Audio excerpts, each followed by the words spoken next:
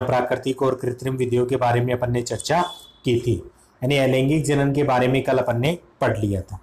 आज जो अपन पढ़ रहे हैं वो पढ़ेंगे अपन लैंगिक जनन के बारे में। आज जो भी पढ़ेंगे वह अपन लैंगिक जनन के बारे में पढ़ेंगे। और लैंगिक जनन क्या होता है फ्रेंड, जिसके अंदर अपन देख सकते हैं कि अर्धसूत्रण भी होता है, यानी कि अर्धसूत्री विभाजन की प्रक्रिया भी होती है और साथ में युग्मक संलयन की प्रक्रिया भी होती है। उसे अपन क्या कहते हैं, लैंगिक जनन के नाम से जानते हैं। और लैंगिक जनन की प्रक्रिया में पादपों में सबसे मुख्य जो अंग होता है वह कौन सा होता है, उसका पुष्प होता है। तो पुष्प की संरचना के बारे में आज अपन थोड़ी सी चर्चा करने वाले हैं। आपके सामने स्क्रीन पर एक डायग्राम दिखाई दे रहा है, वह पुष्प का है। तो पुष्प के अपन देखते हैं कि मुख्य 4 भागों में डिवाइड कर सकते हैं, 4 मुख्य चक्र पाए जाते हैं। एक तो होते हैं कि पुष्प का जो अपन कहते हैं नरजनन अंग, जिसे अपन क्या कहते हैं, पुंकेसर के नाम से जानते हैं। तो यह जो अपने को दिखाई दे रहे हैं फ्रेंड्स, ये देखिए, ये जो पार्ट दिखाई दे रहे हैं ये सारे क्या होते हैं, पुष्प के नरजनन अंगे होते हैं। दूसरा पुष्प का जो ये मादा जनन अंग अपने को दिखाई दे रहा है, ये पुष्प का क्या है, मादा जनन अंग होता है, जिसे अपन स्त्री केसर या अंडप के नाम से जानते हैं। फिर तीसरा जो अंग होता है वो होता है उसकी पत्तियां, जिसे अपन पंखुड़ियां या दल के नाम से जानते हैं। और चौथा जो नीचे की ओर जो छोटी पत्तियां दिखाई दे रही है, जिन्हें अपन बाह्य दल के नाम से जानते हैं। तो ये पुष्प की संरचना के मुख्य 4 अंगे होते हैं। अब देखिए आगे अपन इनके बारे में थोड़ा सा और देखते हैं। अब पुष्प जो होता है, पुष्प की अगर अपन बात करें, देखिए थोड़ा सा डायग्राम में, पुष्प में अगर अपन बात करें तो वो 4 तो क्या होते हैं फ्रेंड्स, इसके मुख्य चक्र होते हैं। उनके अलावा भी देखिए सबसे नीचे का जो ये पार्ट आपको दिखाई दे रहा है, जहाँ से अपन पुष्प को पकड़ते हैं फ्रेंड्स, वह क्या कहलाता है, पुष्प वृंत कहलाता है। वह पार्ट क्या होता है, पुष्प वृंत होता है। फिर अपन देखते हैं कि यहाँ पर जो ये पार्ट है जिस पर पूरा पुष्प स्थित है, वह क्या है, इसका पुष्पासन भाग होता है। ये इसके बाह्य दल है और ये जो ऊपर वाली पत्तियां हैं ये दल होते हैं। ये बीचों बीच जो संरचना हो रही है ये इसका मादा जनन अंग है। और ये साइड में जो छोटे छोटे दिखाई दे रहे हैं आपको, ये क्या होते हैं, पुंकेसर, जो इसके नर जनन अंग होते हैं। अब आगे देखिए पुष्प के विभिन्न अंगों के बारे में अपन पढ़ते हैं। तो पुष्प के विभिन्न अंग, पुष्प के आवर्तबीजी पौधे का एक आकर्षक और महत्वपूर्ण अंग होता है, जिसमें जननांग क्या होते हैं, उपस्थित होते हैं।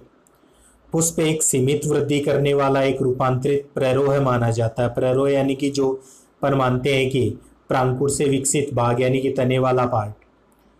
पुष्प पौधे की शाखा पर एक वृंत द्वारा लगा रहता है, इसे पुष्प वृंत कहते हैं, जो मैंने बताया था। यानी कि पुष्प की जो डंडी नुमा संरचना, पुष्प वृंत, जिसे अपन पुष्प को पकड़ते हैं।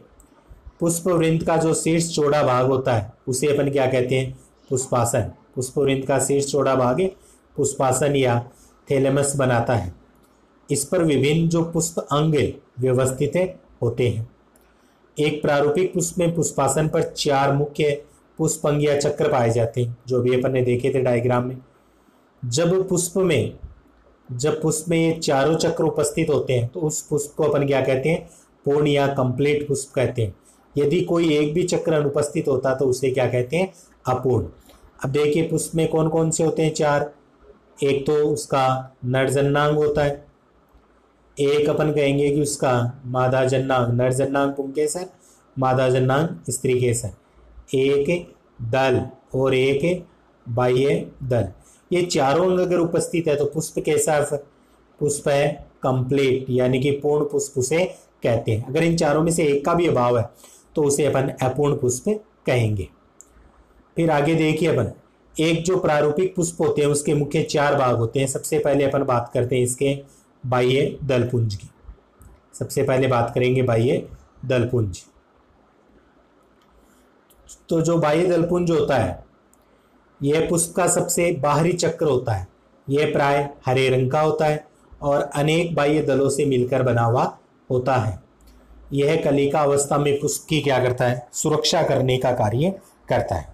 तो फ्रेंड्स बाह्य दलपुंज क्या होता है, पुष्प में अपन देखते हैं कि जैसे मान लिया पुष्प वृंत, ये पुष्पासन, और ये ऊपर की पत्तियां वगैरह लगी हुई रहती है, तो नीचे की तरफ जो छोटी हरे कलर की जो पत्तियां होती है वह क्या कहलाती है, अपनी बाह्य दल कहलाती है। और इन बाह्य दल को संयुक्त रूप से बाह्य दल पुंज कहते हैं। और ये पत्तियां अधिकतर हरे रंग की होती है लगभग, और इनका निर्माण जो बाह्य दल पुंज का होता है अनेक बाह्य दल के मिलने से होता है। और इनका कार्य क्या होता है, ये कलिका अवस्था में पुष्प को क्या करती है, सुरक्षित रखने का कार्य यानी सुरक्षा का कार्य करती है। तो ये होते हैं बाह्य दलपुंज, जिसे अपन कैलिक्स कहते हैं। दूसरा अपन बात कर रहे हैं दलपुंज जो होता है, ऐसे दल आते हैं इसमें पंखुड़ी वगैरह, कोरोला कहते हैं। पुष्प का दूसरा चक्र होता है जो अनेक दलों से मिलकर बना होता है। ये दल यानी कि एक प्रकार की पत्ती जिसे पंखुड़ी भी कहते हैं, ये रंगीन होते हैं। और रंगीन इसलिए होते हैं ताकि कीटों को परागण हेतु क्या कर सके, आकर्षित कर सके। परागण की क्रिया के बारे में आगे डिटेल में पढ़ेंगे फ्रेंड्स। परागण क्या होता है, जिसमें नर जो पुंकेसर होते हैं, नर जननांग पुंकेसर से नर युग्मक परागण जो होते हैं मादा के वर्तिकाग्र भाग तक पहुंचते हैं, तो उस क्रिया को परागण कहते हैं। उसके बारे में आगे देखेंगे। तो दल तो यहाँ पर क्या हो जाता है, पंखुड़ी या पत्ती को कहते हैं, और उनका चक्र दलपुंज कहलाता है। रंगीन होते हैं, कीटों को परागण हेतु आकर्षित करते हैं। फिर तीसरा जो पार्ट होता है वह क्या होता है, इसका पूमंग वाला भाग मानते हैं। तीसरा जो पार्ट होता है वह पूमंग होता है। तीसरे पार्ट की अगर अपन चर्चा करते हैं, एंड्रोसियम है जिसे अपन कहते हैं। यह पुष्प का तीसरा चक्र होता है जो अनेक पुंकेसरों का बना हुआ होता है। पुंकेसर पुष्प के नर जननांग होते हैं। पुंकेसर जो होते हैं वह पुष्प के नर जननांग होते हैं। और प्रत्येक पुंकेसर के 3 भाग होते हैं, परागकोश, पूतंतु तथा योजी। ये 3 भाग अपन मुख्य रूप से मानते हैं पुंकेसर के। फिर चौथा जो पार्ट होता है वह होता है गायनोसियम यानी कि जायाम। यह पुष्प का सबसे भीतरी चक्र होता है। यह स्वयं अंडक से मिलकर बना होता है, कार्पल से। पुष्प का मादा जननांग होता है और प्रत्येक अंडक के 3 भाग अंडाशय, वर्तिका और वर्तिकाग्र होते हैं। जायांग को स्त्री केसर भी कहते हैं। तो ये तो थे इसके अंगों की बात। अब यहाँ पर देखिए आप थोड़ा सा, मैं सबसे पहले तो बताना चाहूँगा आपको किसके बारे में, जो मादा जननांग होता है, क्या, पुंकेसर, मादा जननांग पुंकेसर। ये देखिए आप अपने पास की पुंकेसर की संरचना होती है, ये पुंकेसर होता है। यह जो डंडीनुमा संरचना होती है उसे तो अपन क्या कहते हैं, पूतंतु होता है। डंडीनुमा जो संरचना होती है पूतंतु। और इसका जो शीर्ष भाग होता है वहां पर ऐसी 2 पालियां पाई जाती है, एक पाली इधर और एक पाली इधर। इन्हें अपन क्या कहते हैं, परागकोश कहते हैं। परागकोश के अंदर क्या बनते हैं, नर युग्मक परागकण बनते हैं। अब परागकोश की दोनों जो पालियां होती हैं इनको जोड़ने के लिए बीच में संयोजी ऊतक से निर्मित एक संरचना मानी जाती है, जिसे अपन क्या कहते हैं, योजी कहते हैं। तो यह मुख्य रूप से अपन कहेंगे कि पूतंतु की, परागकोश की और योजी को प्रदर्शित करने वाला पुंकेसर होता है। फ्रेंड, साधनों के अभाव के कारण ऐसे ही समझा पा रहा हूँ, तो आशा करता हूँ आप समझ गए होंगे। तो ये मुख्य भाग होते हैं। फिर परागकोश जो होता है उसकी प्रत्येक जो पाली होती है वह ऐसे 2 पालियों में क्या होती है, डिवाइड होती है। तो दोनों साइड से अपन देखेंगे तो पूरा परागकोश जो होता है वह 4 पालियों के अंदर डिवाइड होता है। ये संरचना हो जाती है। ये तो बात थी अपनी नर जननांग की। अब जो मादा जननांग जो होता है जिसे अपन क्या कहते हैं, स्त्री केसर के नाम से अपन जानते हैं, उसकी संरचना कैसी होती है। तो अपन देखते हैं, नीचे से फूली हुई संरचना, फिर ऊपर जाकर इस प्रकार से यह संरचना हो जाती है। इसमें बीचों बीच अपन कहते हैं कि यह अंडप स्थित होते हैं। तो यह जो फूलावा जो पार्ट होता है इसका, यह तो कहलाता है अंडाशय। फूलावा भाग अंडाशय। ये यहाँ पर नलिका नुमा जो संरचना होती है ये कहलाती है इसकी वर्तिका। और सबसे ऊपरी जो पार्ट होता है इसका, उसे अपन क्या कहते हैं, वर्तिकाग्र के नाम से जानते हैं। अब जो अंडाशय भाग होता है उसमें अपन देखते हैं कि बीच में संरचना दिखाई दे रही, ये होती है अंडप। अंडप में अपन कहते हैं कि इस प्रकार से ऊपर व नीचे की ओर टोटल 7 सेल्स पाई जाती है, 8 केंद्रक पाए जाते हैं। और बीजांड की एक कोशिका होती है फ्रेंड्स, जिसे अपन अंड कोशिका कहते हैं, वही क्या होती है, मादा युग्मक होती है, जिसके बारे में डिटेल में आगे पढ़ेंगे।